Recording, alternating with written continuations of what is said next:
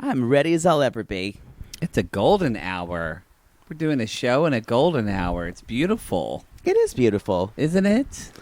It's golden. I can almost see the light reflecting off your pores. Aw.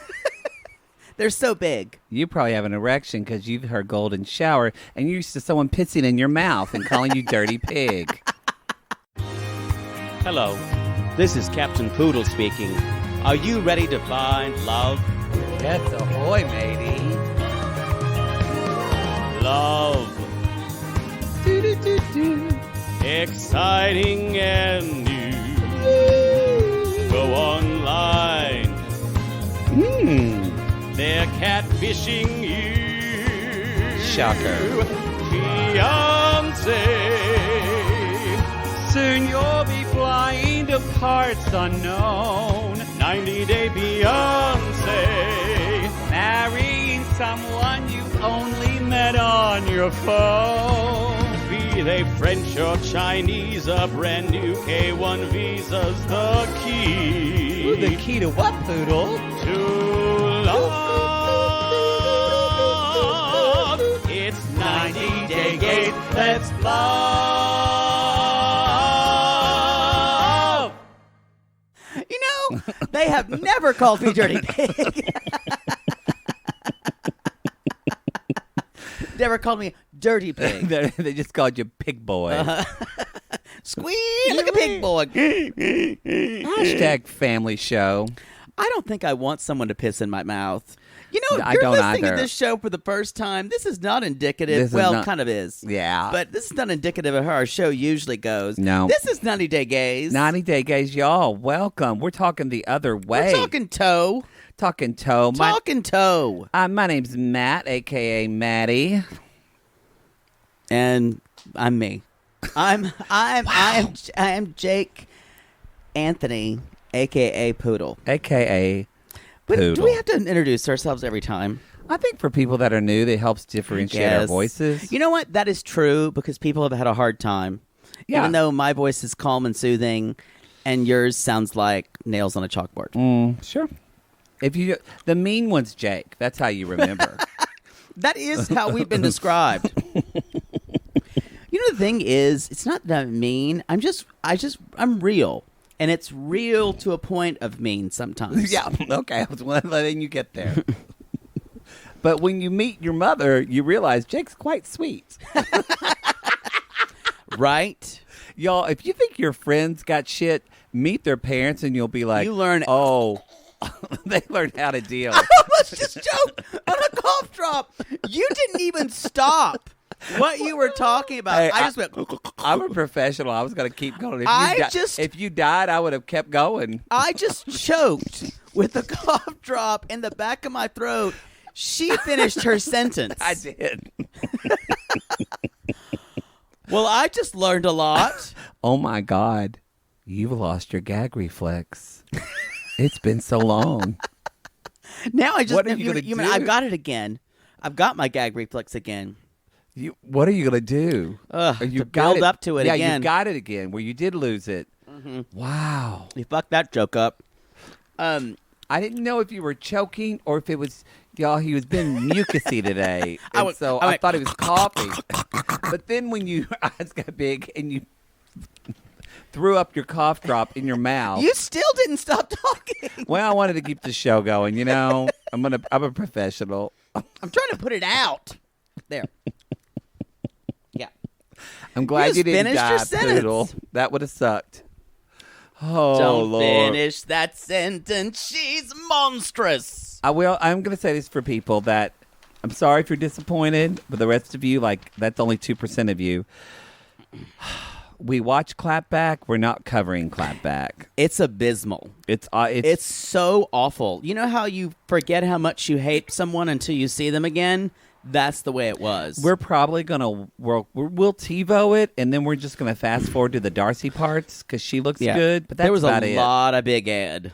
A lot of big ad we didn't like. A lot of Yolanda saying completely idiotic things.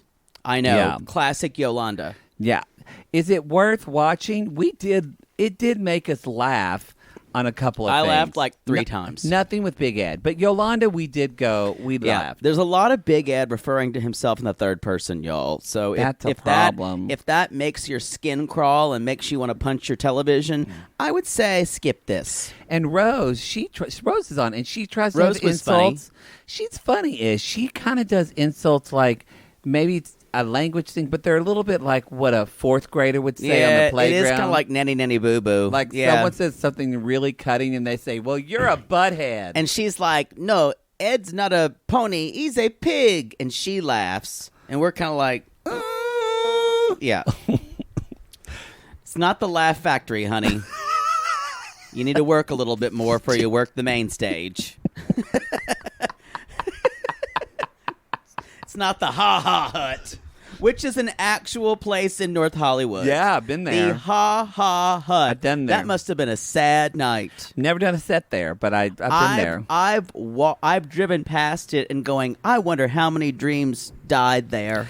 You know, they asked me to do a stand-up set when I was kind of stopping to do stand-up, and I went, this is a sign. This is a sign. The Ha Ha Hut, y'all, they're always terrible names. They're always bad names. I don't know why. There's one in Burbank called Flappers, which isn't. I've done. I think sets at that's Flappers. not an actual. Is that a club that's on top of a restaurant or something like No, that? no. It's Flappers is actually really nice. It looks weird because it's in this middle of the mall. Yeah. But it's actually was one. It probably was one of the best places I ever did stand up because they have like a nice little green room. That says something. And then they have and that's true. And they met that's where I became friends with Paul Elliott, who's so hot. And they have this long stage. And it's a great venue, and there's a restaurant there because you always have to have fucking you gotta dinner have like and 2 wings. drinks. You gotta have that's the scam for stand up comedy, y'all. You have to eat and 2 drink minimum. And for the comics, they call them bringer shows. So not only do you have to do your stand up, but you gotta bring people. You have to bring. Like I remember one show, like at the top of the Comedy Store, and they're like, you need to bring 10 people, y'all. If you live. I don't hate 10 people enough to bring them to my comedy show. If you live in St. Louis, Missouri, and you're doing comedy for the first time, you can bring 10 friends. When you live in Los Angeles and you're a stand-up comedian, you're not getting 10 friends there. Y'all, no, if you say, my comedy class is doing a show, no, just put your hand in their face. If it says improv, they're not going. Or just, I'm doing a comedy, hand in the face. I remember I once did a stand-up show up at the Laugh Factory, and that's a real place, and that's a very famous place. Yeah, I was doing a show up in the upstairs room, and it was windy that night, like the Santa Anas, and nobody's guests came, and there were only 3 people in the audience, and they'd sold the tickets. Oh my God! But isn't that so fucking LA? Y'all, just take for a moment. Yes, it's LA, and imagine a comedy show with 3 people. I know.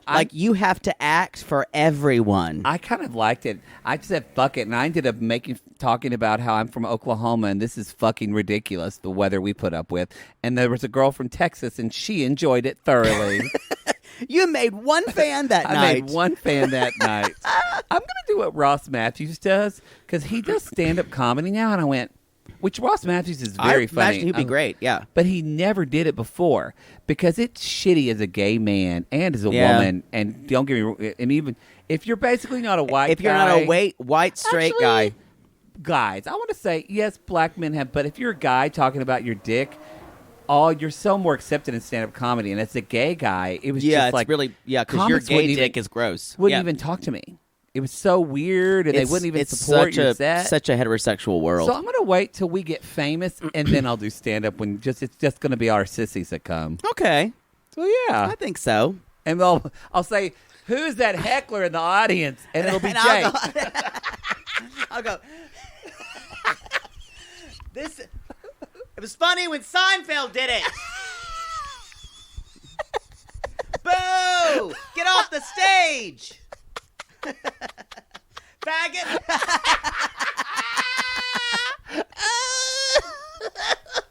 My mother's funnier than you are. Seriously, she is, y'all. And probably Mother Poodle will stand up and say, Matt, you can do better than that. God, Matt. God. That joke was really terrible.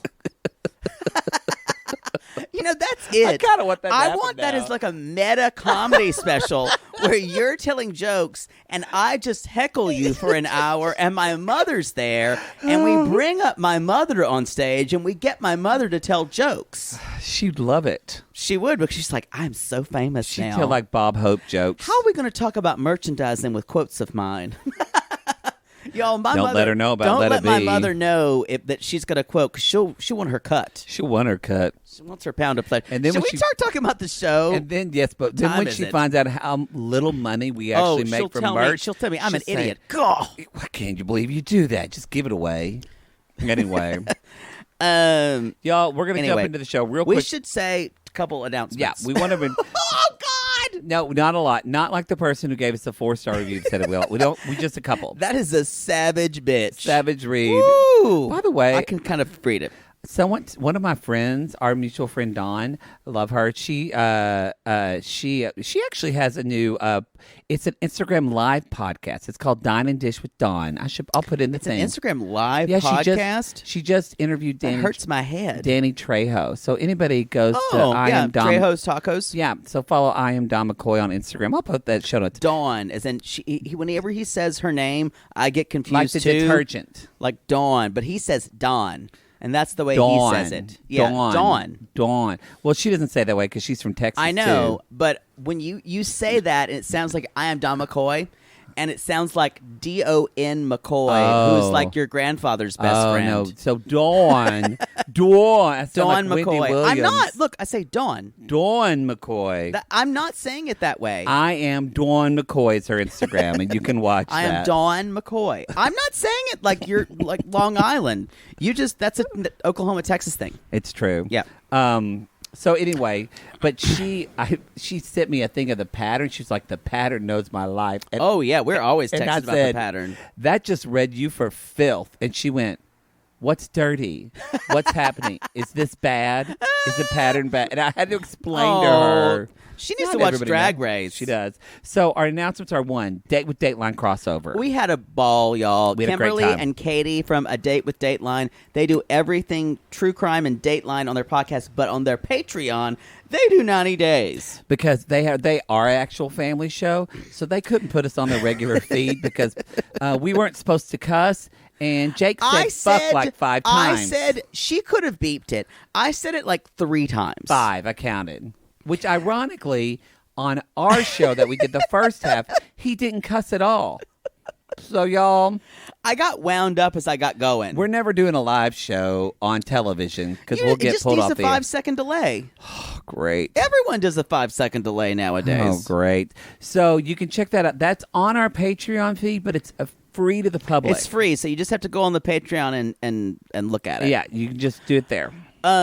Second thing we want to talk about is Sunday, you guys. Before was that yesterday? God, the week Yeah. just spirals out in an endless dark hallway, doesn't it? Kind of like your asshole. Just Not these days. not these days. Not It's true. these. If you got no it's gag like reflex, it's like a sewer tunnel. you're like that nothing thing in Stranger Things. Just a little crack that's poking out of evil. That's what it's going to be like when I have sex the first time. It's going to be like a dam bursting. Yeah. Anyway, And tell the- and they'll be like, "I'm back, Oh fuckers." God! Oh God! Anyway, what else? You were talking about our YouTube Live. We had a good time our doing YouTube that. Live. We had a really good time doing our YouTube Live and that's for our Come At Us tier of our Patreon. Yep, we had a good time doing that. And the third thing was Bi Curious. Yeah. We're dropping a second Bi Curious for the month because we decided to do Since Smothered. we're doing Smothered, y'all are freaking out about Ugh. Smothered. I haven't seen this episode from last night, but y'all have come at me. I already seen the previews. I watched one scene and I'm going to have to do it verbatim. I'm telling you now, I already have a problem with Brittany's eye makeup. I'm gonna It need. is really bad. I'm gonna this need episode. to rehearse with you the way Mary says the word crab cake because Okay. we need to work. We need to work on that because it's the strangest way. Crab cake. It made it sound like a magical incantation. Oh, okay. But also something dirty and only spoken of in back rooms. That's kind of Mary. Again, as someone said, she is the Ross version of Darcy's. I think we said that. She's small town Darcy or something like that. I'll be honest. Great value Darcy. It is so awful. I can't look away. But I'm finding the comedy in them slowly, even though I kind of want Brittany to be institutionalized. Oh, I wanted her. I wanted her to turn green and Hulk out and destroy the city. But I'm so scared of her stiff, angry arms. It's like her eye makeup gets darker when she turns evil. It's like someone came in and touched it up before she said she's a bitch. I can be a sweetheart, and I can be a bitch. Some PA fed her that line, y'all. You know what? and she delivered it like an 11th grade drama person. She does. She knows what she can do. So anyway, y'all, clearly we're having a good time with Smothered. Even though I hate the show, I love enjoy it. the shows that I like Kathy and Christina. So anyway, come at us. Let us know. Let's jump into what the people came for. What? That was only just 14 minutes of fucking talking. What did you fucking come for? I don't even know anymore. Why do people even listen to this shit? I don't know. It boggles my mind. They come for Jenny and Submit. Well, it's kind of like my mom saying, "And people pay you. People pay for that." What's Matt doing? He's not even funny. But you're funny. But we think you're funny. But does the world? My mother did say that. Oh, I'm sure. She's like, Does the world think that? I mean, really? I mean, you're talented, but I have no doubt you can do anything you can put your mind to, honey. But are you sure they're on the up and up with you? They don't get it. Like Mother Poodle, what'll have to happen is... She thinks if I had called her and I said, Jake's been selling drugs and he went to jail, she would say, I knew it. She would. And you know what? We'll do a live show one time. We'll invite my mother. I had a dream about this via satellite to do something, and people will scream "Gaw!" at her. And first of all, she'll act like she's embarrassed, and then after it, she'll get such a big head. She's like, "How am I going to market my celebrity?" So first of all, anyway, I love that you think we're going to have the technology to bring somebody in on our shows. And, Patrick, you need to work on that. And that we would do it via satellite. A la 1987 when they can just fucking zoom in. We have my mother via satellite. I'm going to say via satellite for every guest we have from now on. We have Ronnie Karam via satellite here. We don't have Ronnie Karam yet. No, we don't. Don't be expected. Well, we will one day. We keep talking. Anyway, let's talk about Jenny Smith before we get bad 4-star reviews for too many announcements. Oh Lord, y'all! She's there. She's in India. She's on an airplane for the third time. Oh, look, and I'm here, and I'm here to see some milk. Oh, I've got no clothes. I've got no family. No money. Don't forget no money. No money. Look. But it's all going to work out. And I've been on a plane for 26 hours and my tail feathers are really crushed. Yeah. I laid 10 eggs. Oh, there's a grub on the floor. I need to eat it. She says he's got 3 requirements. Get a divorce. Stop lying. And get married. Just want to package those. Because, y'all, that is Usually stop lying would be taken care of before get a divorce and get married. If you wanted to look up a hot shit sandwich, that would be pretty close. Well, maybe Brittany and Yazan, but... Oh, that's going to go like a turd in the pool. Y'all. That whole storyline is going to be garbage this season. It's going to be garbage. They're going to fight so much, you guys. It's going to be horrible. He's going to be so frustrated. He's going to I don't know. I'm scared he might hit her. I almost said that. I'm scared he's going to hit her. I'm saying I got a little triggered by it. We only say that, you guys, because he was like putting his hands in her face and threatening her. It was and to be honest, I'm not saying anyone ever deserves anything. No, but Brittany is going to go at him full speed, yeah. and she is going to tax every little bit. And this is a man who lives in an Islamic country and is not used to treating women, let's say, as an adversary. It's true. Should we just talk about them now? We kind of just went into them. No. Okay. Where'd you need to submit it? Okay. It is what I like about them, too. What's interesting is... You like anything about them? I like... what I like about them and meaning their storyline is, I think, it's just eye-opening to see how, again...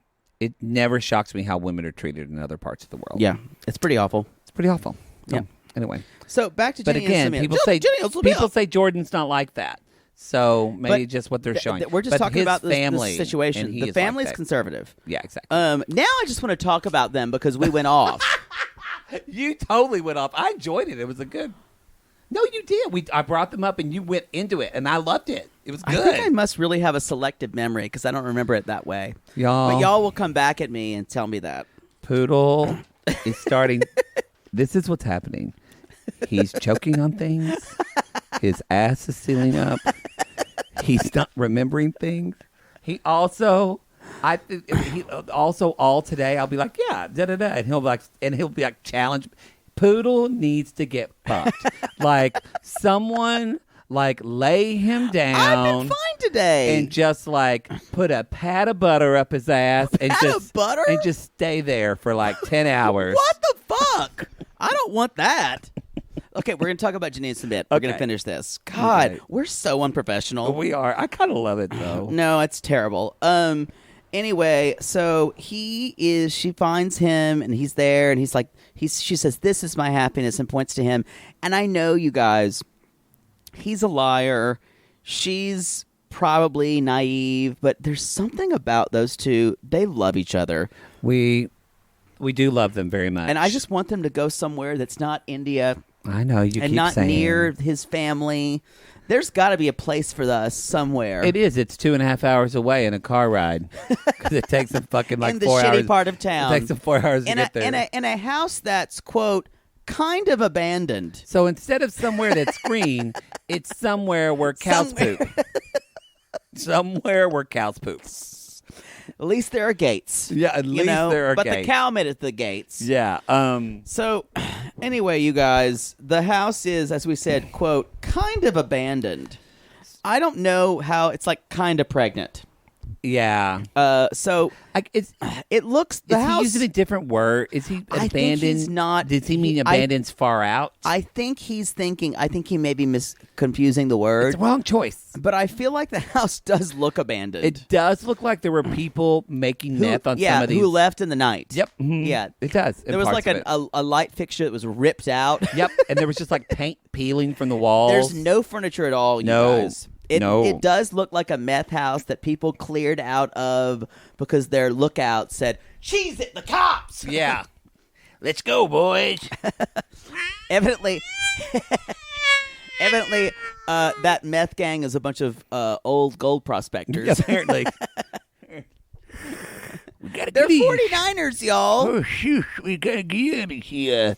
Anyway. This is some good shit. So this is sweet that we're not making fun of Indian culture at all because actually I loved this.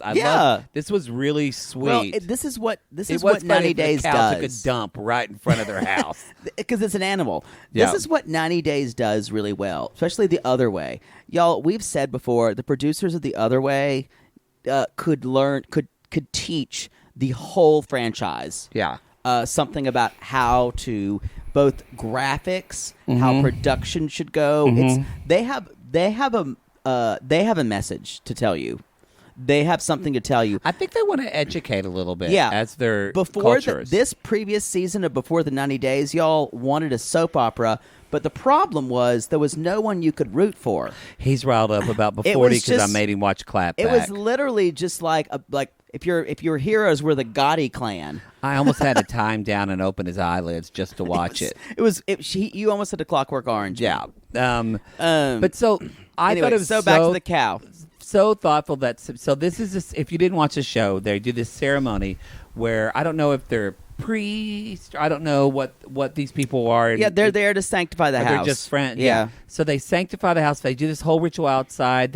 They put a flower pot on top of Jenny's head. and she has to walk around the house and look. And y'all, she's I got loved chicken face going on. But I don't know what's going on. She when she saw the broken light fixture, she went. I mean, she laid an egg. She dropped an egg and it busted. Unfortunately, but you didn't know because it looked like it went in the house.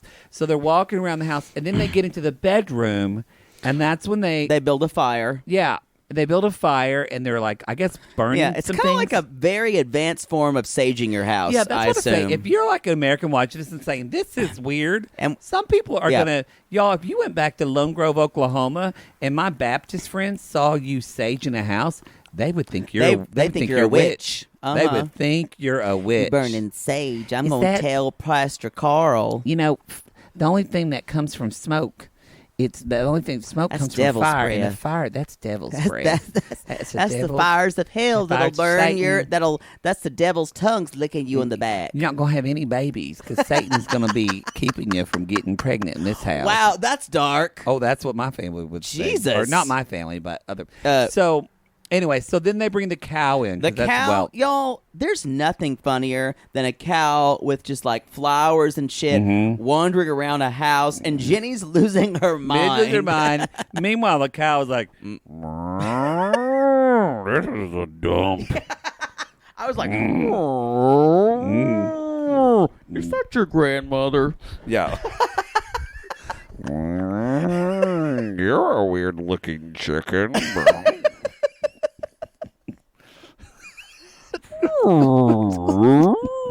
It's a living. That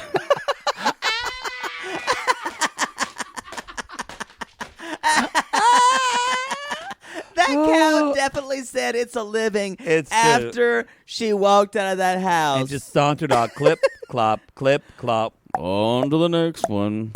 Happy tree. Probably just wish they were one of them Bluebell fancy cows. Those cows are hot. Remember the they've got like long eyelashes. Those are fuckable cows. Yo, if you don't know Bluebell ice cream, you could probably order it from Texas. It's really good. It is the most delicious ice cream on the planet. It's tied for me with Brahms, but they're both pretty darn good. Yeah, but does Brahms sell theirs in stores? Yeah. Oh, really? You know what? You know what had really good... I actually like Bluebell, I think, better than Brahms. Depends on the flavor. Yeah. Bluebell's vanilla is one of the best fucking vanillas in the world. Good. But I like Brahms chocolate. You can tell we're obviously hungry. We're hungry. What was the name of that wonderful... Y'all, Poodle and I used to teach summer camp to girls in Lenox, Massachusetts. Friendlies. No, not Friendlies. I love... Oh, is it Jones? Was not it, Jones. That Chris, Pat's? It was the best fucking ice cream. Deb's. Was it Deb's? Susie Colts. Any Belvoir girls are screaming at their... Yeah. Yeah, it was good ice cream. Jones. Deb's. Ice cream James, now. Laurie's. I think it's Deb's. I feel like it was Deb's. Right. Deb's, yeah. Yeah. Anyway, so... All right, so then the cow We had a nurse Deb at Belvoir, y'all, who would get on the PA every morning, and when it was raining, it would go... When I talk to you kids about sandals. Drip, drop, drip, drop. Don't wear your flip-flops. That was her. She would do a whole poem, y'all, because every summer, some stupid girl bitch would break her leg. Would break her fucking leg because she wore flip-flops in the rain. Designer flip-flops. Because she's from true. New York City Every and just year walked on a someone sidewalk. would break their ankle. And these are like or something. Steps made of timber. Yeah. Every fucking year. Oh, God. It's true. Every year someone sprained their ankle. And the camp was on a fucking hill. Yeah. And then all the other girls were jealous. Drip, drop. Don't wear your flip-flops. Anyway. We are off topic tonight. Is it me? I think it's me tonight. You tonight. God. Okay. This is the one time you get. He got his gag reflex back. His asshole's shown shut. He's aggressive. This is abusive. And now... This is just abusive and now he's got gay DD. Someone, y'all, prayers going... Are we switching places? Prayers going up for a poodle to get fucked. boy. People have said that I'm mean. This whole episode is you abusing me. And now Corona's going up here. What if they lock us down again? We're on Cockdown? we're only slightly up. The rest of the country's still further up. You might than have us. to hide someone in your closet for 2 weeks. I've thought about it. Anyway, Maybe lock in my laundry room because I don't want them in my house. I laundry- want to be able to go get them. and that place is cool. It's in the cellar in case so it gets too. hot. You can talk to the laundry room. You can do your own version of Carolina Change. There's nothing weird about that at all. Anyway, y'all, we are 6 feet underground. We did, by the way, if you haven't listened to that date with Dateline, we did go through which couples would be on Dateline. Yeah, It was pretty fun. My first one was Paul. Don't tell Sorry. them. Make them listen to the show. Okay, and I'm usually the one that gives I'm away gonna stop things. talking. Wow, what is happening? Anyway, y'all. Okay, so Submit and Jenny are talking, and she's This is why I love Jenny, because think about other people that have come to see their significant other on 90 Day Fiancé, and they're like Larissa, well, she's horrible. Like, you didn't bring me flour. Not a good example. But still, some people are like, they would look at this place and say, "What a dump." Yeah, This like isn't as Corey nice as our coming part. to Yeah, Corey and coming to Corey- Ecuador. And Where are the walls? Yeah, and Jenny really was so tactful. Like, oh, I like the gates. That keep us. I will say, y'all, you want Jenny She was there. doing her best. You want Jenny there if you like have zero in your house, and she's like, "Well, you got a nice southern exposure, but Yeah. Y'all. no furniture, but you can look outside and there's the world." If you brought a guy home and then he took all your stuff in the middle of the night and left you with just like one pair of shoes and a shirt on your back, Jenny would come over and say, "Those are nice shoes." Anyway, she does say it's not as nice as our apartment 4. Yeah. But she does it so tactfully and she realizes that he's sacrificing a lot. And I love them. I love them, and I know They are the two sparrows in the hurricane this season. And I know you guys don't, you don't know that song "Two Sparrows in a Hurricane." That's Tanya Tucker. It is. And Great country album. You can just last year. Listen to it. But that song was not on last year's No, country but album. she had a okay, good- yeah, just yeah. checking. Sparrows and Hurricanes. Those two things are separate. Sparrows from the Hurricane was like from like 1990. Sparrows in a hurricane. Yeah, it was like 1990, like 5. Yeah, sounds about right. Yeah, because I will say, shout out to someone on Patreon who said, "I really love the way the speed and accuracy with which you correct Maddie without missing a beat. Thank you. I really appreciate that." Someone said that to me. Well, you were in high school then, and I was in elementary, so it's easier for you to remember.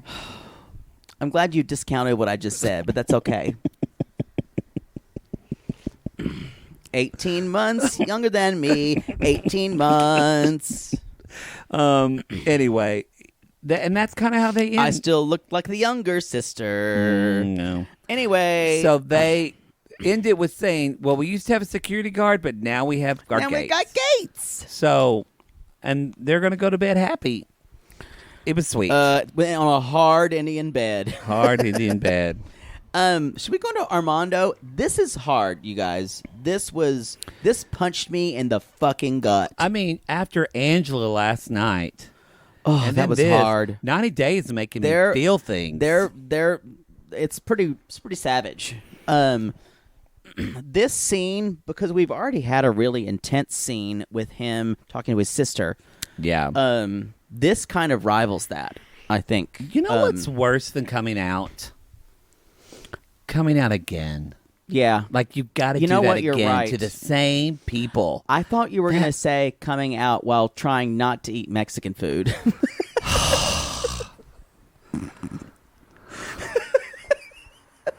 Wow. Because you could not have done that at that table. Jake would have had to eaten all the food. If there were, Then I could do if it. there were any chips at all of the table, No. he would not be able to do I'm it. a whore for a chip and salsa. Wow. Yeah. Wow. Why did I put that on the floor? I liked it behind me. I don't know. You got to settle tonight. You are crazy, and you took your feels too. I'm crazy. Anyway, this was gut wrenching. Yeah, it was. It was really hard, especially for us on a personal Did you level. have a lump in your your stomach the I whole didn't have time? a lump, but I mean, I guess in that I could feel myself. My chest was tight. Yeah, I was that's what anxious. I'm saying. Yeah. Like, where you worried about what they were going to say. Yes. Yeah. Because we kind of always put ourselves in this place, you guys. Well, you never know, and we knew that they didn't accept this before, Right. So we didn't know which way this was going to go. So basically, y'all, this is when Armando's going to tell his mom, both his mom and his dad, that he's moving away, and he has a partner, and he's going to take their child. And he says, I know His it was child. confusing for you because I got married, but I did that for you. Yeah. And then he talks about I cry. Yeah, and- let's not scoot over that. This is important. He hasn't talked to them about being gay, and he said, I did it for you so that people wouldn't talk. Oh, yeah. Yeah. And, boy, that just hit me in the face. Well, that's what we all did. I know, but That's like... what we all did. But That's why I had a girlfriend in high school, so people wouldn't talk about me. I did not know. Well, he was talking about so people wouldn't talk about them. I know, but I mean, I didn't want them to talk Right. about me, my family. Right, I got what you're saying. But you never know until you're taken out of that environment, you guys, how much you do so either your family won't look bad or to make it so your family won't be ashamed of you or people won't be ashamed of your family. How much you do to try to pass. Yeah. We were just talking about that last night, or yesterday, where we were talking about how much we had to, because you know my brother, and you were talking to my brother, and you're like, he's just so normal. And I didn't say normal, because that's me. Then it's anyway, I'm calling you not normal. you have this entire podcast. I did say you get hysterical. Okay, Or I just actually, sounded like you a said- Jenny. You said you get hysterical, and I do. just affirmed that. Yeah. But I said your brother's so laid back. That's the word I said. But the thing about it is, you guys, we couldn't be that. We were always acting as I someone said else. my brother was laid back too. Yeah, and that's the thing. If you guys say, even if Which you're is actually switched now. interesting, I'm way more laid back than my brother now. But I well, don't have because he's got so much two stress kids and a yeah. business. Yeah. But I would just say that if you ever disparage someone's coming out process or wonder why it took so long, remember that in the South or kind of wherever you are, there are implicit cultural norms set up, and they're the hardest things in the world to break. And they're for that person too. That's so true. And they're that person's experience. Yeah. So even somebody else gay who grows up in the same town could have a totally different Right. experience of coming out for them. Right. And you just have to accept it for what it is. And so anyway, so he gives this. Oh God, this really destroyed me. He said, it really makes me sad to feel like that my parents don't love me, and it makes me feel bad. And his mother got up and hugged him and said, "How could you think that I don't love you?" Mm-hmm. Oh God, I'm getting emotional now just talking about it. She was sobbing. He was sobbing. And even the father grabbed his hand. And it's kind of like, that's why, and we hear about this, and it still happens. It happened a lot more in the 90s, obviously. But we hear about these people, kicking their kids out because they are gay or something like that.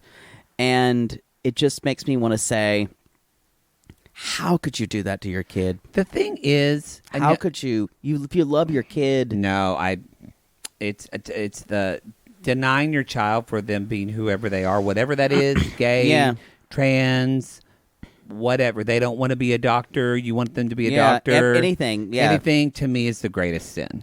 Yeah, it's just, and well, I don't believe it's sin, but the greatest and kind of tragedy. I see what you're saying, but like the idea of it, but there's always a something in the part of a kid who's LGBT or anything who's different, the part of their minds that your parents won't love you anymore.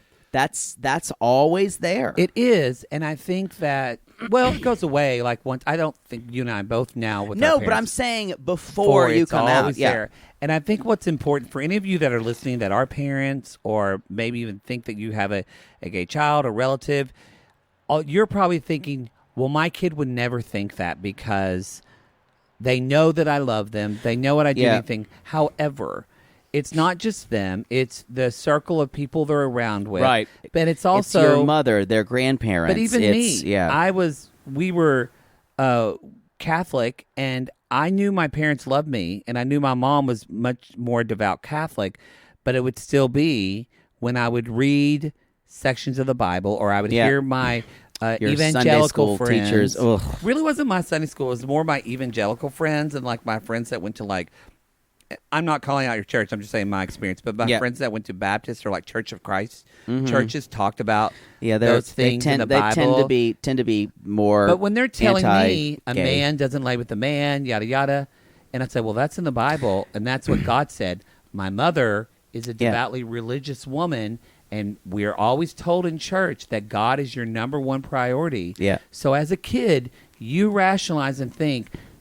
That is more important to my mother or my father than me. So I'm telling that for out there to like, don't assume that your kid is fine with it. Yeah. Because you don't know the messages they're getting. And I want to just say that if someone ever says, I just thought of this right now. If someone says, this could go good. God says a man may not lie with another man, that is the abomination. You say, girl, there was no lying about it. We were up and down. No one lied with anybody. I knew this was. We were all over each other. Oh, I knew this was. He was all gross. up on me. There was no lying down. Oh God. We did not lay. Oh fuck. And then I kicked him out 20 minutes later. You know, between this and the whole, that is a great comeback for that. It is, but between this and then the disciple Jesus joke we made last episode. We're offending a lot of Christians this week. Sorry, y'all. That was so good. Sorry, y'all. Anyway. So are we all really doing this? Sorry. I think one of them did ask Matthew if there was a multi-level marketing they could join. Probably. For sure. Who's he work for again? Amway or I Am the Way? Did he say Amway? Because I've heard they're shady as fuck. What do we think about essential oils? Good. I Am the Way. What do we think about? What do you think about it? We okay with this? We got to move on, or we're gonna get letters. So anyway, so then when he tells them that he's with somebody, they're moving away. Mom accepts it, but for Dad, I don't think this was a bad thing. He just said, "I need time." And I will say, you guys, this is a 3-bagger. This is coming out again to your parents. One, ta-ding, coming out that you have a partner. Da-ding. It's a 4-bagger. That's right. Coming out that you are moving. Ba-bing. And then coming out that you're taking their granddaughter with you. Ba-bing. Do-do-do-do. We have a winner. That's a lot. But I will say. That's a lot. This is a deal. This is a beautiful thing about coming out. Is once you come out, for most people. It all comes out, yeah. Well, no, it was going to say once you come out, for most people, it's getting easier and easier, but it's usually the hardest thing you'll ever do in your life. Mm-hmm. And your life will be easier. Your life will be easier because nothing was as hard as that. Yep. And seeing Armando go through this, I'm like, he's got it. Yep. The fact that he was able to stand up for himself, his life, he will work through anything in his life now. I don't worry about him. I'm much more interested to see how those two will work together. But I got down and I pretend I didn't know my own strength. It's a deep cut. That's a good Whitney Houston song. What is it off of? That was her last album when she had a real bad crack voice. Yes. And she was like, but I got down and I'm falling, but I'm not so falling. I can't remember the words. Anyway, we're going to move on. Stop. Sadly, she did. I was not made to break. I didn't know you knew that album that well. I didn't know, Clive Davis. I didn't know my own strength. I didn't know Clive Davis. I know a lot of. I'm a big Whitney fan. That's kind of a deep cut, though. Oh, I know a lot of old Whitney. So Deavan and Jihoon, you guys. Oh boy. I loved them on the first season of The Other Way. There's going to be a lot more stress now. I love that we see Jihoon and he does a fucking hair flip when they introduce him. He's still, y'all, one of the most, even though he's a complete loser, he's lovable. And you know what? That is the only thing that's going to save him because I agree. He is not going to have his shit together. Cute. He is basically, let's talk a little bit about Deavan. She's in Utah. She is packing. Her mom is coming with her. She is like, I want my kids to have, I want my son to be with his father, and I want Drusilla to have a father. And Dracula, seemed a little calmer. I don't know if she's medicated or what. But because her grandmother put this and said, "This is for you to take a nap." Oh, and I was like, "Good luck. Bring like a rhino tranquilizer." Yeah.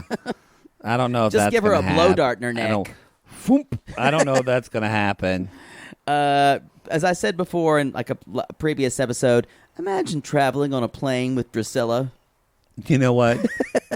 You would end up sitting by her. I would. Because that is your life. You know, if we ever start doing live shows and traveling around. Can we buy me a seat open? I'm going to say I love you, but I don't know if I'm ever going to sit by you because you have the worst luck with people you sit by on planes. It's pretty bad. It's pretty bad. If I sit by you, there's going to be a crying baby right beside us. I have really bad plane luck. I think I'm going to have to sit like 3 rows behind you. And the weirdest thing is, superstitiously, I always change my seat to see if that would, maybe if you find book it someone with better. me, you'll have good luck.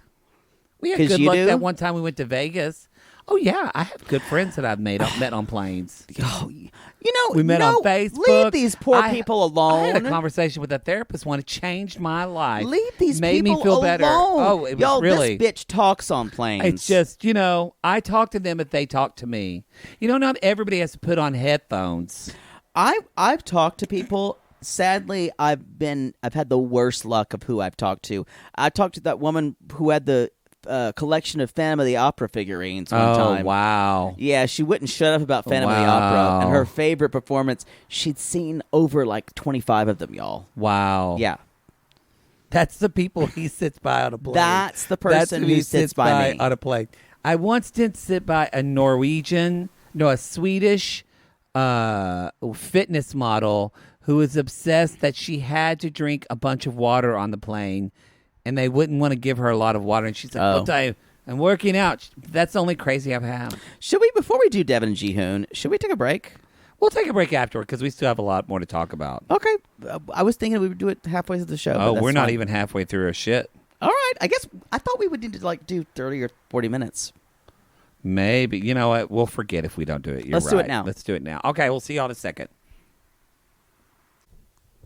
Okay. You know what I love? Now we took a little break and we're back. When Poodle looks at his vodka glass and says, I need to go to the bathroom. I know there's vodka in the bathroom. I was saying I need to go to the bathroom, and I looked at it and said I could refresh my beverage. My icy cold beverage. I like cold beverages. I like cold beverages. I like cold beverages. Oh. You know that song, right? No. G-Love and Special Sauce? I don't. Come at me if you like G-Love and Special Sauce. That's a kickback to like 1999, 2000 when I was into them. That's 20 years ago. Yeah, again. Wonder what's going with... I think I just graduated 6th grade then. You don't know music. And you have terrible taste. But that's fine. Let's talk about... Absolutely terrible taste, really. Not really. Yeah. No, you don't. I've turned you on to some music. Very little. Very little. Oh, God. Anyway, just because I thought Wuthering Heights was a terrible book. I shouldn't have said that. I'm sorry. No, it's okay. I sympathize with your ignorance. It's Come at okay. me if you had to read Wuthering Heights, and that book was boring. I could give a fuck about Heathcliff. Heathcliff, no one should terrorize your neighborhood. Part of the generation now is ruined by the fact that it's named after a cat. Actually, I think we're so old now that, like, my nephew's 20, I'd be like, do you know who Heathcliff is? He probably would say, you mean from Wuthering Heights? Because they don't fucking remember the cartoon. True. You guys, that was, I don't think it's my favorite book anymore. I used to think it was my favorite book, but now. How do you choose a favorite book? It's really hard, but I used to. It's like, how do you choose a favorite Latin man you slept with? Exactly. I don't know. Now I say that Portrait of a Lady by Henry James is probably my favorite, but it'll change. It'll change, yeah. Because we change. I love, I'm a sucker for British lit. Unless you're Jihoon. Jihoon has not changed. And Jihoon has never read Thomas Hardy. No. Or any other British novelist. He's read manga. He might have watched a porno of a lady, but you know what? Jihoon makes me laugh. He does. And I thoroughly enjoy him. He does. He's got a Deavan and her mom. I think her mom's name is Alicia. I believe Alicia. Alicia. We didn't get her name. Fucking damn it! But she's. They're all. We already talked about this, but they're moving. Yeah, they're up moving. So she's like, I'm worried he's going to lie to me again. Boy, they're setting this up because then we see Jihoon as they're packing and going to the airport. We're seeing Jihoon. He's meeting friends. Meeting friends in South Korea. They're going to eat. And he said, I'm nervous because basically I told her I have a job. Yeah. Correct me if I'm wrong.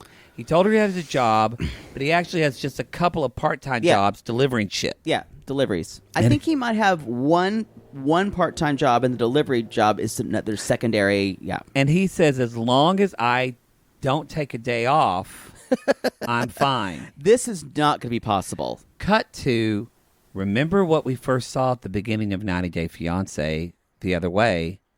We saw Deavan was in fucking South Korea during Corona. Right. Right. What is this one? Yep. So this is not going to be good for him to work. Ooh, you're right. Maybe if he's doing like food deliveries. And maybe. they weren't with. We did not see her with him. Yeah. We didn't see him. She was in South Korea. We did not see. Wonder when this filmed. Y'all, somebody Kim would know, but when did they film this? I so covet their cray-crays and Kim's specifically, their knowledge and their research. I wish someone would do that for us. You know what? This is not that kind of show. No, we're not that kind of show. Jake and I start to do research, and then I get waylaid by a dick pic. Yeah, we get like a Sean Cody pop-up, and then next thing you know, Piano Cat 77's online. I've excused myself to an interior room. Making that money. But so I still say I really appreciate that Patrick, our tech guy, thought that I was a sex worker. Yeah, he really did. That gave me pride. Good for you. Well, I guess South Korea shut down earlier than we did. It did. They shut down in February. We didn't see Jihoon. So what if she's just staying by herself in a hotel? Well, but it'll be interesting with the tell-all if things are lifted and they're able to leave. Then I don't know. We don't know. Anyway, y'all, if Sean Robinson has to do another fucking 20-hour tell-all with everybody on Zoom, pay her double. Cool. I will say, at least it's not with that past cast. Well, that's true. Yeah, that's where true. baby girl Lisa says the N-word. Which is she not on clapback for that? No, they reason? fired her. Oh, they did fire Yeah. her. Oh, good. Bye. Can you imagine, you guys? Good. Just like sitting there in 2020, camera right on you, your black husband now, your African husband, and just dropping the N-word. What does that take? I shouldn't do her voice anymore. I don't want to give her lip service. No. Anyway. Just get like, it? What does that take? Lip service. Yeah, I get it. Get it, yeah. It's Yeah. a vulva joke. Yeah, I was trying to get past it. I moved right on, and you're like, no, I want to drag me down with it. Vulva. No more. We can't. You know what? That's so good. Now that baby girl Lisa's tainted, we'll never be able to do the voice again. Hey, my vocal cords will appreciate it. So okay. we find out, you guys, Jihoon says this is embarrassing.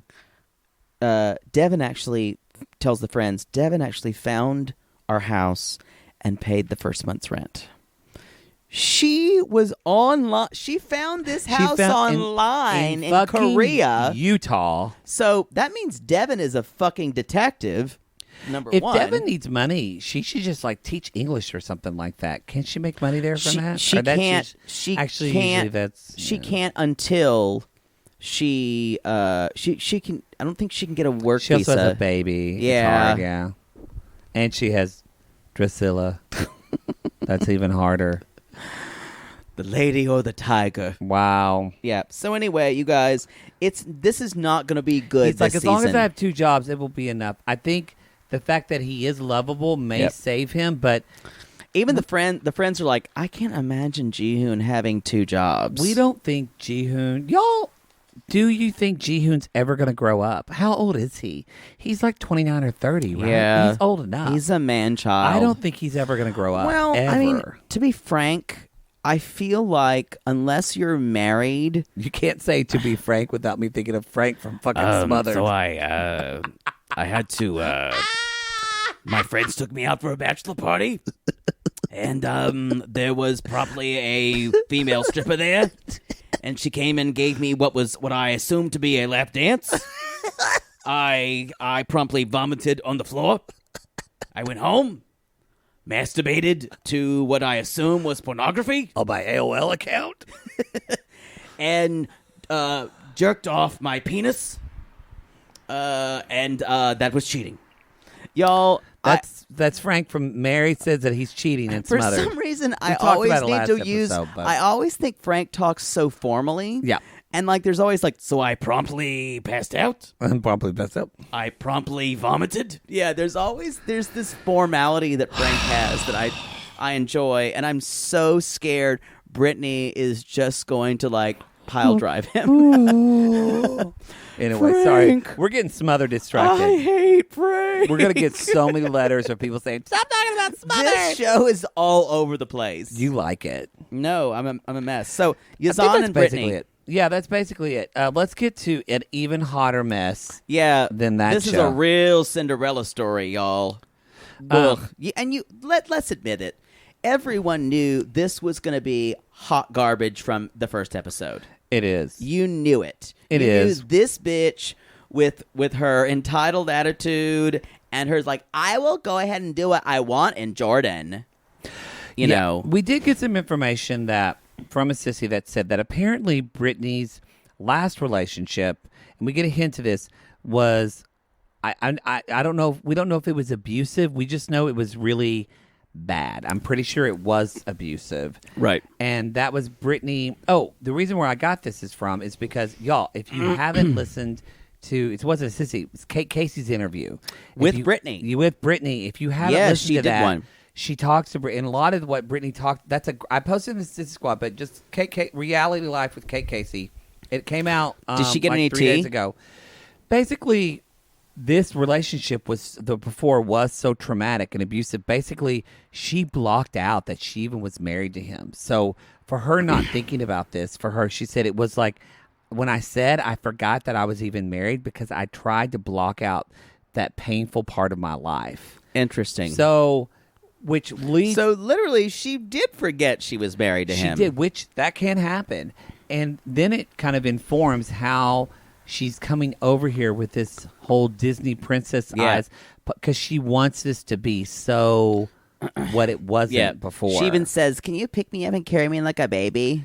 Like she just so. Well, for me, I think she's completely naive. for but me, there's trauma there too. The braces, everything, and she's infantilizing herself. Someone wrote us a really good definition about how you have to do a whole new set of braces when you travel like that, and I appreciated it. And you guys, to be honest, Brittany's what's referred to as a sugar baby. She dates older men. She dates older men, but so I think there's both of that. I think it's all of that. It's that she's dated older men. She's probably been spoiled and a sugar baby, and she went through some really fucking potentially abusive marriage. All of it is like that's what I'm saying. It all just wraps into a big ball of shit that shouldn't be going to Jordan. Not that she should, but a big like turd scape, like on fire. It's flaming towards Jordan, and it's gonna hit that front porch. A bonsai tree with just like turds hanging from it, and it's just going to explode all when it over hits that front all porch. over Yazan's face. It's going to be way worse than what you did to your superintendent's house, and it's not going to go well. Anyway, y'all. We see Yazan. He's preparing for Brittany coming. Yes, and he's visiting his parents. He has shorter hair now, and I think it's hotter. And I feel like I could stare in his eyes and see forever. It's like there's something so soulful in his eyes. He's a very attractive man. Yeah. His brother's hot. Yeah, his brother's real hot. Obida. Anyway, you guys. Oh, bend me over. Right. That was terrible. We're going to get letters from that. So his mom won't appear on camera. And someone who I tried to do research, I really did, you guys. No, y'all. Again, this is why we don't have a research show. This was just research of Jake talking I to his just Google Googled and phone. asked Siri. I'm It was like, why can't women who are Islamic be on film. camera? And then it didn't work, and he went, oh, well. So that's why we don't have a research show. I tried for 15 seconds, and that was already too much. Hashtag same. Yeah. Here. So someone tell us, because I tried to research, and when I said tried, I asked Siri. Well, I wonder, was it being on camera, if it was the subject matter? That's possible, but because the father wanted to be, and maybe it's different for women. Maybe it is. We're different. honestly asking y'all because we're ignorant gay men. And we're ignorant Americans. Yeah. We don't know about the culture in Jordan at all. And again, we've already said this before, but people in Jordan have said that it's not, this isn't that conservative. Especially Amman, the capital. But we're talking about his family. Yeah. This and seems to be a more conservative family. It's probably like the U.S. Yeah. We have very conservative people here. Yep. And not. So basically, we jump in with the fact that things that we did not know, Yazan was telling his family that Brittany was already going to do. And they're like, well, she'll convert to Islam. He's like, well, I'm trying to teach her Islam slowly. And when you say I'm trying to teach her Islam slowly, you mean you're hoping you can. Well, but what your dad is red flag, y'all. What your dad is hearing though is she's gonna agreed to convert. this, Yeah. and she's slowly trying to learn. And she's agreed to wear a hijab, which we have found out in an earlier thing that she was thinking that she said she wasn't going to wear a hijab. Yeah. Yeah. She literally said that. She's also bringing divorce papers, which we know that's a lie. We know that's a lie. Boom, boom, boom. And so the dad is like, I just need to see the divorce papers, and I need to know that it's all on the up and up. Because I won't accept a boyfriend. Because he says she was married to a bad person. I don't accept boyfriends either. Yeah. That was a borscht belt joke. It was. I'm going to say something, and I don't know how you're going to react to this. Oh, God. You could judge me. I just want you to give me some grace and be kind. Or Okay. maybe you'll agree. Is Yazan's dad hot? Because I thought he was kind of hot. He's kind of attractive. Yeah, okay. And like the way he talked was so like Forceful? calm. Yeah, I just feel like his dad could get it. And I'm usually not into a silver daddy like that, but come on. I think we've been sexualizing people too much. You know. His dad is cute. His dad's cute. Yeah. Anyway, y'all, hey, we sexualize everybody, so That's at least true. we do that. Anyway, so the father basically says, make sure not to sleep with her before you're married. Don't do that. You'll dishonor me. I actually think it's pretty remarkable that if he's from a, quote, conservative Islam family, that his father is he even mentioned entertaining this. I think it's because it's happened before. And this is I think either Yazan has had a history with this, or he and Brittany did this before. Because, y'all, they banged. Come on. And she's already They been... bang. They bang. Dun, dun, dun, dun, dun, they move. They Oh, move. wow. Y'all, Oh, they poor Ricky banged Martin. before. He could not keep they've his met hands her off of before. Yeah. So... They've banged. So... They have made the beast with two backs. Yeah. Yeah. So... And then his dad says, he said, now, son, bring her a bouquet of roses. It was very sweet. But it's, again, I don't want to, look, some people go in like, this is kind of the way Brittany's being that, well, I'm an American and I don't. Yeah, it's pretty awful. And I get that. Be an American woman. However. She says, I'm an American girl of my own thoughts. It's not like these, I just want to check, look, in this country, we're checking a lot of systemic racism towards black people in this country, but is there systemic discriminatory practice of thinking that these people, just because they're Islam or because they treat women differently, that they are evil or wrong? It has or absolutely nothing to do with them being Muslim. It has everything to do with us being American and them being the rest of the world. Yeah. Has everything to do with like them saying, I don't care what they think in Moldova. I'm going to be an American. Because I feel like it's this exceptionalism that we have. There's this grace. I put that in quotes, you guys. Yeah, because to me, there's a beauty in the grace of compromise. And she doesn't have Look at that. you being all like silvery words. Well, I said it and I realized, Brittany's never going to do that. No. She can't even find a good wig. You knew that from episode 1. Yeah. Yeah, there's something about her wig and eyebrows, y'all, that just don't work together. I want to get her a good wig. Yeah. It's a little... Mm-hmm. Always looks a little severe. Yeah, I agree.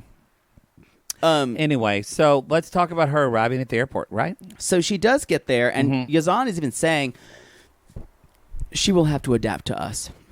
It's y'all. This is the perfect storm. We said this before. This is a turd sandwich we're going to get set up for. I actually kind of don't know who's more naive. Because in her defense, she has not told him she is acclimating to any of this, and yet he is like. He's almost, and maybe she's going to come over here. He's just believed what he's wanted to hear. So, like his dad, that's it. But yeah, it's like he is totally not seeing her for who she is either. And maybe he was just so pussy seduced that he would do anything to get her over here. And maybe she said that not. But from the editing that we've seen of the way, now we'll see how Brittany acts around him, but. It's weird. It's kind of like half awkward, but also she doesn't know how much she can do. Can she hug him? Can she kiss him? Even though Jordan is a country, is a very more of a liberal Islamic country, I feel like he is not. He's more worried about how he's perceived. Yes, for sure. Yeah. So he picks her at the airport. They greet one another. Everything's going great, and then. And then you guys, they're going to put mics on. We paused our TiVo. And then obviously, Brittany bought some probably Jack Daniels at the duty-free shop. At the duty-free, which hashtag what would Poodle do? WWPD. You get the big thing of vodka. Yeah. Y'all, duty-free is the best fucking deal in the world. Oh, almost like Costco. Yeah, it is. I don't ever leave the airport without some duty-free liquor. You should live closer to a Costco. You would get such a deal on their vodka. I can't handle the people there. No. Have you been on a Saturday? You want to ram your car into a telephone pole. No, you got to go on like Wednesday morning at 9 a.m. when they open. No, like 11 a.m. Too early. Y'all, we have a Costco. The Costcos here are full of people. It's really scary. True. It's like an IKEA on a Saturday. It's true. What a fucking nightmare. You know, like Elizabeth, all of her sisters go together. Ugh. Don't you? Why'd you have to bring them up to me? God, I hate that family. They're gross. Anyway, so he sees the alcohol bottle. He loses his mind. Because you guys, this is, first of all, I think Jordan may be a more lax country for alcohol, but Yazan is absolutely not, and he's worried about how people are going to see this. And she has alcohol. Because there's nothing legally wrong with it. No, at least to our knowledge. Not in Jordan. I mean, Islam says don't drink alcohol. Yeah. Yeah, they say absolutely do not drink. Mm-hmm. So as evidence with bees, which. When Poodle was in college, I'd have a hard time converting. Researching different religions, that one was out. That was the deal breaker. That was definitely the deal breaker. Yep. Anyway. So, again, this is so... Yeah, he freaks the fuck out. He freaks the fuck out. Says, I've been tricked. You, I was such an idiot. Yep. It's a very dramatic show. It's very dramatic. And she's like playing really cool. She's like, well, I guess I did not expect that. I don't think she's playing cool. I think she's shut down. Oh, interesting. I think Tell me about this. I think she's experienced this type of abusiveness before with this first. And she even said, so she shut down. Because when people have experienced trauma, they either flee or they shut down. I 100% believe this. Yeah, that you said I think that she shut because the way Good idea. Well, That's You've had one. Good to job. degree. Sometimes it comes in handy, and then sometimes I say weird shit. And so, but she says more than sometimes, but that's okay. She's kind of sitting there saying like, "That was scary to me. I'm not proud of his behavior." And that's when she said like, "Then it's like triggering. If this is what he's going to devices. be, then I'm leaving. I'm not doing this." Anyway, and then we see next week on the car ride home. That's where he's like putting his hands in her face.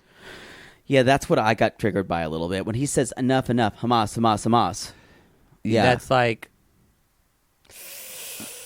because I don't think I got itchy. A lot of his beliefs are supportive of women speaking their nope own space. Nope. We have one more, so close your grinder.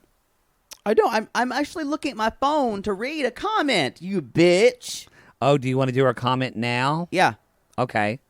What comment is this? This is about Ariella. That's what I'm saying. Okay. But we'll get to it. Yeah, we're gonna have a surprise combo of our. Well, we got an interesting email from a perspective. No, this is not it. This is about Ariella. Oh yeah. We've got too much. I wish you just let me. I said I'm gonna know what I'm doing. Don't preface it because it's all fucked up. And she's back, everybody. No, you just spouted off incorrect information.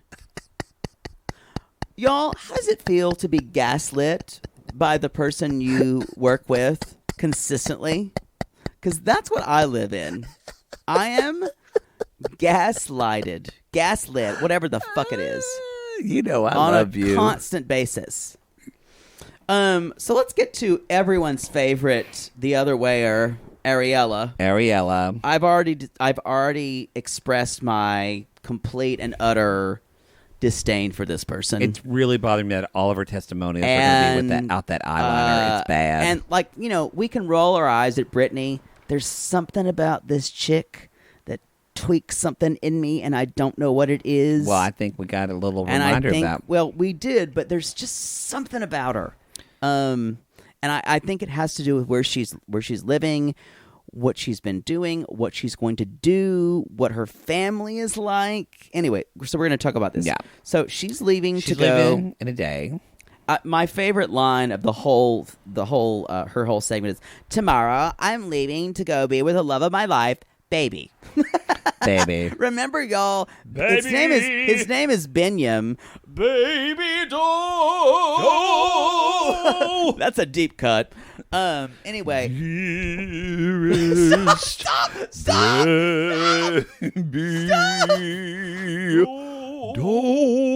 We're baritones who need this tone way back in their voice.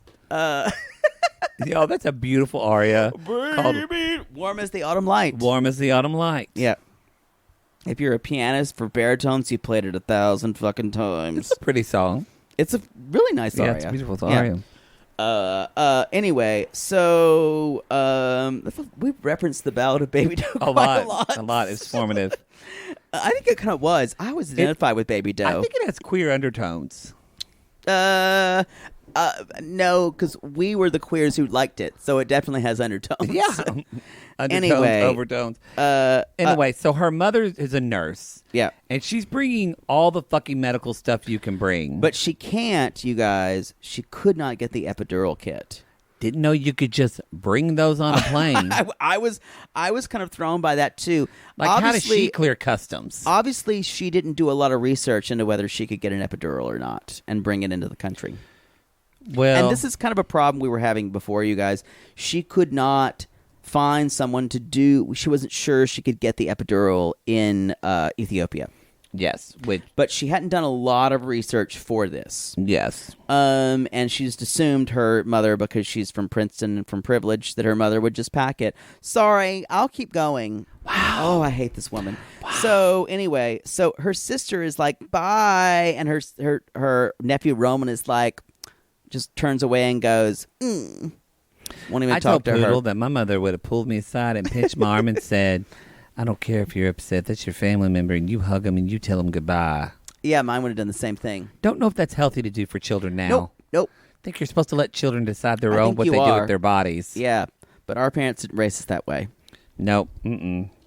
That's some And guilt. look at us, we're They're fine. fine. So the next morning, they're leaving to go to Ethiopia with Starbucks cups in hand.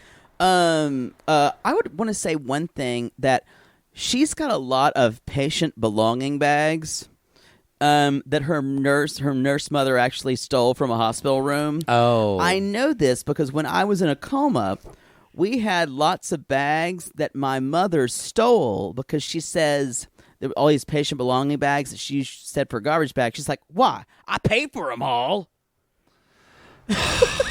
So when I Which left your the mom hospital, did not pay for your medical no. care. Well, after all of that, when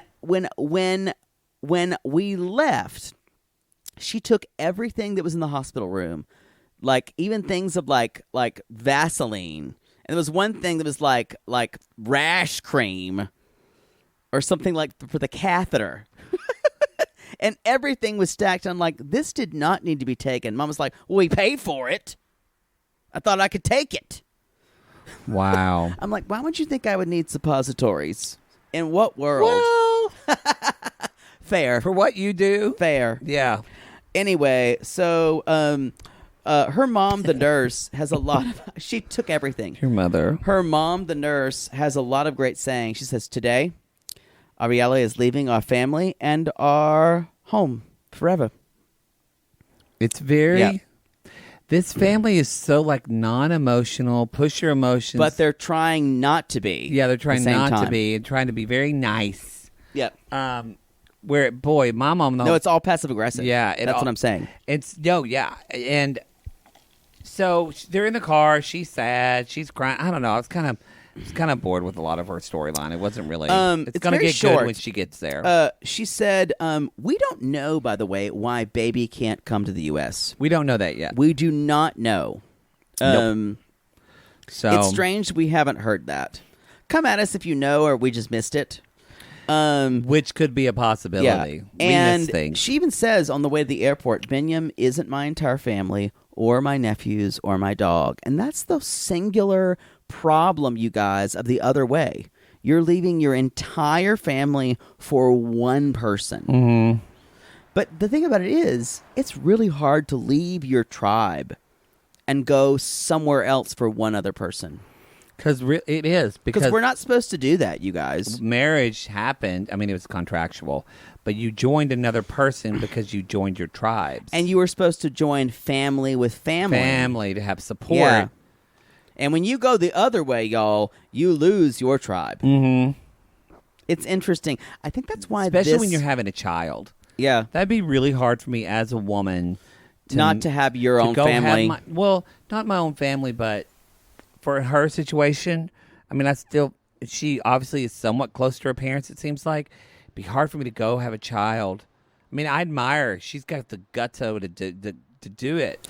To go have a child and not have my mother around, that would be hard. I don't see it as guts at all. I think she's going over there to prove something to herself and to her privileged history I guess with her maybe parents. guts isn't the nerve. It's the nerve That's of it. it. That's the what nerve. the nerve, the nerve to do The it. nerve.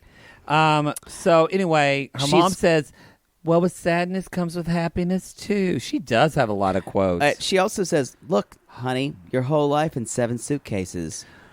Boosh. Yeah. And That then mother is a professional. hopefully there will be happiness at the end of this journey. I want to say now, you guys, we kind of went off on her going to Ethiopia with problems of, we talked about it a little bit before. It's not that the infant mortality rate or the mortality rate of infants is bad in Ethiopia. It's just lower than the U.S. Yes. And we had a someone who wrote in at our Patreon. We won't use her name, but she wanted me to quote her email because she comes from. She said she's a Black Jersey girl, but with roots in East Africa. Okay. So she wanted us to read this. She says, "Here we go." She says, "Was glad to see 90 Day the other way, but upset for 2 reasons. I have issues with Ariella. As an American-born Black Jersey girl with family roots in East Africa, I am well aware of how rare it is for Ethiopian women to get access to health care. I grew up in Jersey, in a healthcare family, so there are many awesome birthing options in Jersey. At the end of the day, every hospital in the world only has a limited number of beds. Can you imagine a poor Ethiopian woman, let's call her Sally, is in labor. She works her way to the one Ethiopian hospital she can make money. She could make her money to find the one hospital. I can't understand what this is saying. She works her way to the one hospital she can afford. Yeah. And then gets turned away because Ariel is there. Yeah, that's hard. And Sally needs a C-section for that one surgeon because there is one who can do the surgeon in that one hospital. Mm-hmm. And then is turned away because Ariella is there. When Ariella always had the choice to easy access of birth control in Jersey. Could have had her baby with her boyfriend via FaceTime in Jersey. On account that she wanted her boyfriend to be there for the birth. Bitch, we're Africans. We just want our doctors to be there for the birth, dummy. Because many African women don't even get the prenatal care that she received. Sit with that. Ariella knew full well that her deadbeat dad boyfriend who could not get a visa to the U.S. He tried with the first baby mama. He has a 2-year-old he doesn't see. Yeah, so there's already a baby, I guess, in the United States. She knows full well about this, as the previous one had so much pull of the U.S. government, she may know something we don't know, but was unable to get him a visa. So she's done some research in this. Yeah. Ariella could have arranged to have the baby in Nairobi, Kenya. It's a very short flight, a more developed country, very close to her boyfriend's home, and easier to travel visa for health care, and both of them to have the baby safely, as opposed to, look at me, I'm going to be a dangerous mom and dad, which was our problem. Yeah. Yeah. Many Ethiopians get visas easily to Kenya. Nice meeting spot, right? This is why I have problems with her. Ariella, in 2020, you got on TV, we see you. Ariella is so rebellious. At the end of the day, this is just a white girl trying to be cute, right? I agree. Love you both. That kind of says what I read that, y'all, and I was taken aback. And there's something about what her words that just rang true. For me, it wasn't taken aback. It was, that's the puzzle piece that I needed to lock in to make sense of this. Totally. So anyway. She really... Thank you, listener. Y'all, she's going to divide this 90-day universe. Just take what you can. Yeah. I think a lot of people aren't going to like. I don't think she is. I think a lot of people aren't going to like her. People will defend her going to have her baby because it's her body and do whatever she wants. Yeah. Yeah. Well, I just don't like her because she's an entitled bitch. She is. She is entitled. And we said that, yeah. Yep. That's the end of the show, y'all. That's it. Positive, great. No. It was. That is the end of the show, y'all. Let us.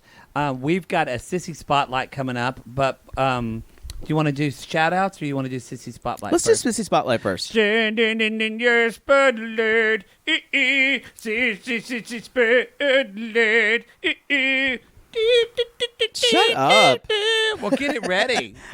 Are you reading it again? I can, or do you want to read it? You can read it. That's fine. All right, you guys. Hope y'all don't go to sleep with his voice.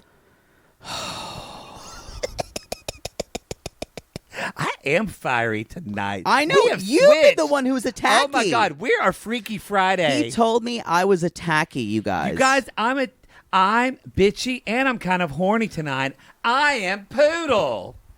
Okay. You were reading. Also. Yeah.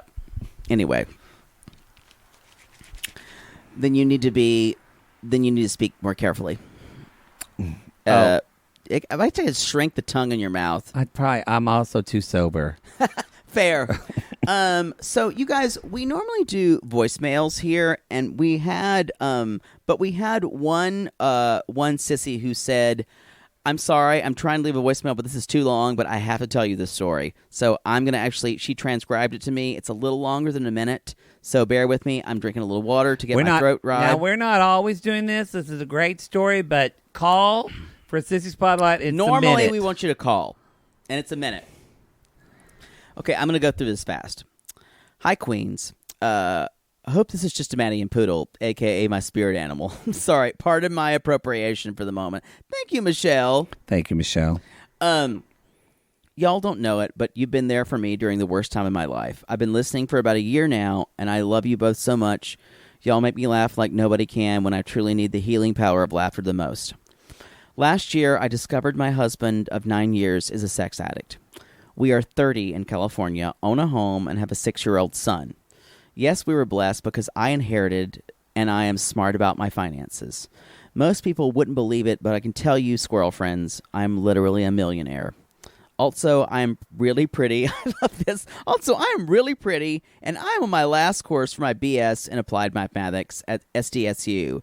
Fuck Aztecs, let me go, LOL. So I found him in high school, living in a garage when he dropped out. Just for perspective. Basically, I helped him grow up a lot. Anyway, I bashed his car with a meat tenderizer last May for the online cheating. Swore I'd leave, and he promised to get help. Switched to a flip phone, went to therapy, etc. In November, I had an instinct to look in his car and found a tablet full of most of the vile, secret sex life crap you can handle. Some of his usernames even included our wedding date. Oh, wow. Yes, I puked.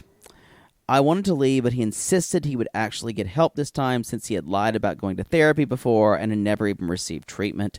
This time was different, right? Ugh. I was stupid, but I wanted to believe he could get help and make our marriage work. I didn't want to look my kid in the eyes someday and not be truthful when I say I tried my hardest. Y'all listen to this because this is truth. It's a truth bomb for everybody.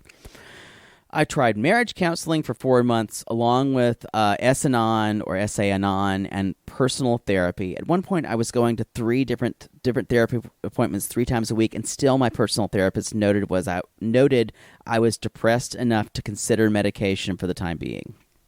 See, I knew my ex was still lying, but I couldn't quite put my finger on it. He was too angry at me for setting up simple boundaries, like stay out of my room. He would violate those boundaries often. I couldn't use melatonin to sleep because I would wake up with him in my bed, and I didn't mean for that to have happened. I left my home and son to temporarily at my mom's in January. Good part of the story. Then I started to crush on one of my cute guy friends at the time out of nowhere, and after all these years, when we stayed together at my mom's, I couldn't go home because my ex was belligerent with me, and then he started stalking and harassing me.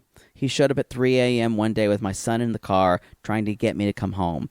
He accused me of having an affair, which wasn't true. You see, my cute friend is very shy, very quiet, and very Jesus-y. He said he liked to pray with me for help in both of our lives because he had his own struggles at the time. I'm Wiccan, not a fancy witch doctor like Tania, but he understands. We prayed a lot. It's good. Long story short, I came home in March and found my ex had overnight shipped his sweater to some chick he'd been talking to on the phone. Yes, I puked. I told him I wanted a divorce, and he threatened to kill me, my friend, and himself. He got picked up at his job and put in a 72-hour hold, and I spent that time getting a DVRO for me and a CVRO for my friend. It's violence ordinances. I moved my friend in during the COVID lockdown afterwards because he lost his place at the time. When my ex came on the property, I called the sheriffs, and he left. But a sheriff explained to me that he knew my ex from an online dating extortion scheme. Wow. That explained why no bills had been paid on our home for months.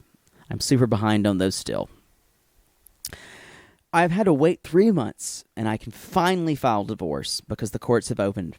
It's been hard to keep away from my mom because of COVID, and she misses her grandson. I turned into mom plus dad plus teacher all overnight, and it's weird, but I'm handling it. And I have a wonderful therapist who typically works with the criminally insane, but this is his side job. LOL. Wow. I just wanted to let you queens know that I love you all for the strength you've given me during the last months, and I turn you bitches on and I laugh my ass off, and I feel like y'all are my friends. I also lost a bunch of mommy weight, and I'm eating so much better and drinking less. Don't judge me, poodle. I just can't take it. And now I fuck my cute Jesus-y friend almost every night since May, and he is hung like a horse and wants tantric-style sex, which I've never had before, and I'm so happy to be away from my ex and in therapy. Sorry for the run-on. Most importantly and seriously, you guys have given me the strength to keep going, which I felt when I felt the worst. I listen to you and laugh and love life, but not like a dumbass Walmart sticker. Okay, for real. Basically, I wanted to call this in, but I don't know if I can keep it under a minute, and you deserve to know the positive impact you've made in my life. I love y'all so much. Keep going, Queens. Good for her. Now, that's a story, you guys. Sell that shit to Lifetime. Like, that is a Make sissy. a movie out of That's that. a sissy who's gone through it, and we know each one of you guys have a story like that. Well, we get them all the time. Yeah, and y'all email us all the time. We really appreciate hearing from you guys because we have, just like you guys, we have bad days. Everybody does, and I will say, some mornings I will tear up and cry reading the things you send us. Yeah, it's always very sweet.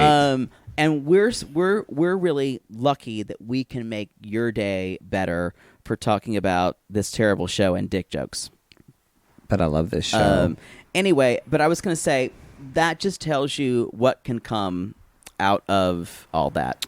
Well, what I like about that story too is, and she said the thing of like, you just don't know what someone else is going through, y'all. Right. So I ask you, just as you were stressed in your life, as you're stressed on Facebook, on Twitter, or whatever, commenting about other things. Remember that everyone's going through something. Yeah, everyone's going through something, and so maybe someone's saying something. Maybe they're not an asshole. Maybe they're just somebody who's going through a bad day, and they're saying something that triggered you, and just we can all give each other a bit of grace from that story. So I loved it. All right, let's go to our sissy shout-outs. Okay, where are we? We're doing E and F.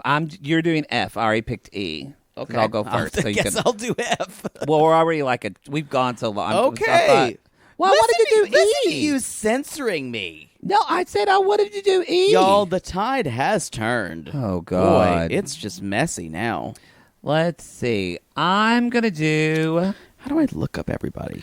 This is why I was going first, because Jesus. I mean, it's like just... Okay, I'm going to do... Y'all, I'm going to do... This sissy is...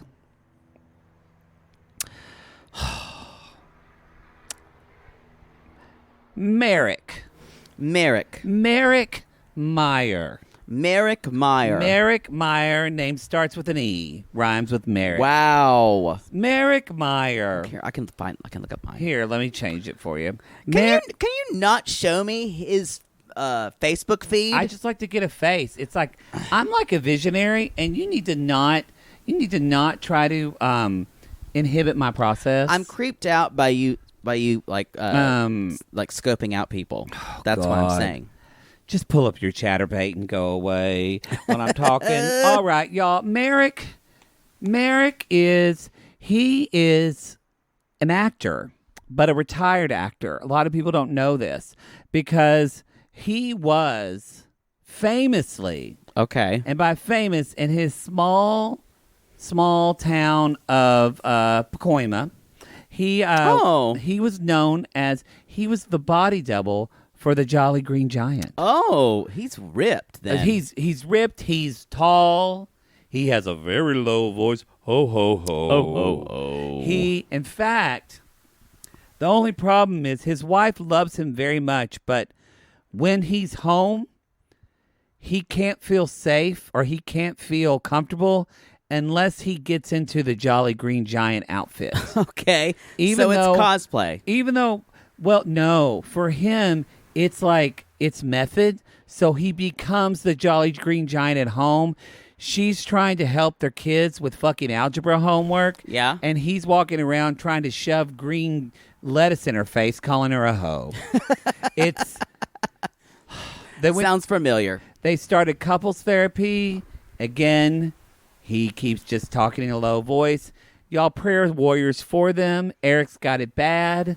Merrick's got it bad. Correcting, yes. Also, got it bad. Got it bad.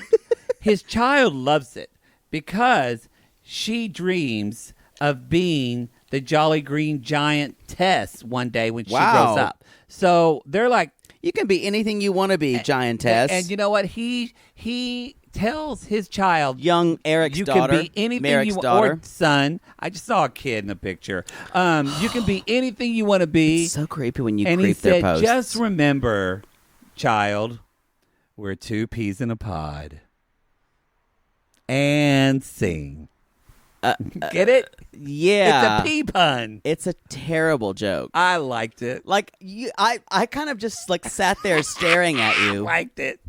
That was like a bad Jack Benny routine to get us somewhere. Ho ho ho. So have we done her before? Did you not look on the thing? No, I couldn't see it. Y'all.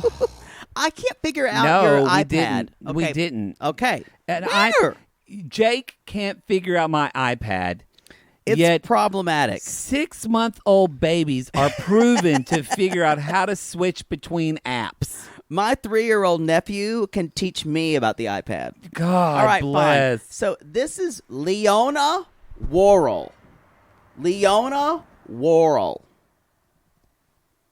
First name begins with F. Great. Leona Worrell. You know, like her namesake, Leona Helmsley, Leona Worrell is a slumlord. But she's not a slumlord for people. She's a slumlord for gophers. She owns some of the only Can you not, like, type furiously as I'm doing my shout-outs? I'm just typing the name so I don't forget. My iPad It was wasn't obnoxious. working. Sorry. Thank you. Because I usually give you an audience when you do it. Yeah, that just happened 3 minutes ago. I don't remember what you said. Maybe rewind it. Anyway, Leona Worrell, you guys, she owns gopher hotels. She charges them way through them. And when I was like, I can't pay the rent, I don't know what I'm going to do. And she's like, too fucking bad. You're going to have to give me your child. Oh, God. And then it turns into a weird version of Into the Woods. Oh, no. So Leona Worrell has the gopher's child that they give to pay the rent. Years later, the child kills her. I don't know how it really works that way. Wow. Yeah.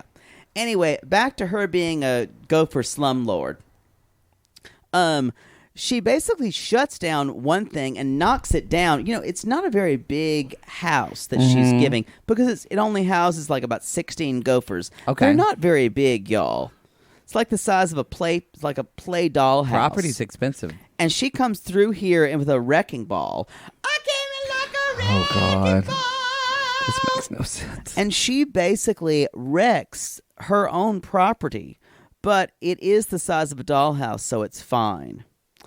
Anyway, she still has the gopher child before it kills her.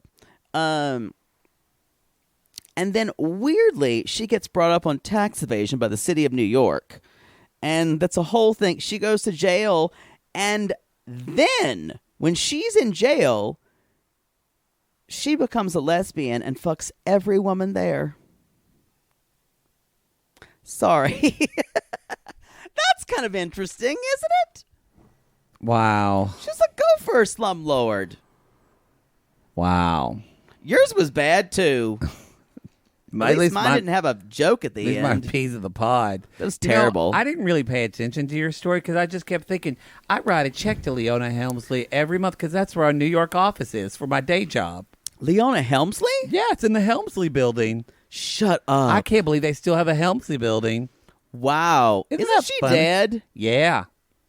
Anyway. She was like, she's aspiring for you because she was a bitch. She was Wow. she was a bitch. Anyway. Remember when Patricia, what's her name, who was on Newhart, played her in a movie, and it was great. Patricia. Or the wife to Bob Newhart on Newhart.